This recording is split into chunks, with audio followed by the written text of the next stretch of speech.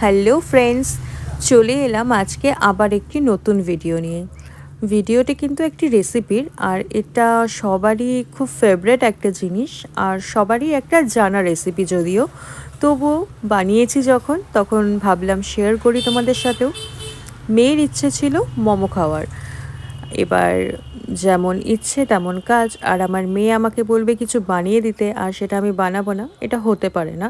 হ্যাঁ, কখনো কখনো ওকে বলি যে আজ নয় কাল, কাল নয় পরশু, এমন করি, তবে অবশ্যই ওকে সবটা বানিয়ে দেওয়ার চেষ্টা করি, আর আমি ওকে হোমমেড জিনিসটাই বেশি দিই। মেয়ে বলেছিল মোমো খাবো।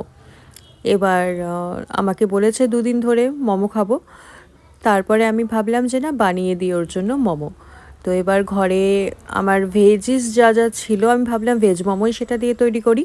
তো যেরকম কোয়াশ, গাজর, পেঁয়াজ, আদা আর সাথে কিছু সয়াবিন, এই দিয়েই আমি ওর জন্য মোমোটা বানিয়ে দিলাম। যেরকম কোয়াশ, গাজর এগুলোকে আমি গ্রেট করে নিয়েছি, আদাটাকেও গ্রেট করেছি, পেঁয়াজটাকে মিহি করে কুচিয়ে নিয়েছি, সয়াবিনগুলো আগে থেকে ভিজিয়ে রেখে তারপর ছোট ছোট করে কেটে নিয়েছি। তোমরা চাইলে সেটা ব্লেন্ডারে ব্লেন্ড করে নিতে পারো। তারপরে এই ময়দার মধ্যে ময়ম দিয়ে সেটাতে যে পুরটা আমি রেডি করেছিলাম, পুরটা অবশ্যই আমি অল্প করে সাদা তেল দিয়ে একটু ভেজে নিয়েছিলাম, তার মধ্যে অল্প একটু লবণও দিয়েছিলাম। তো রেডি করে তারপরে আমি মোমোটা বানালাম।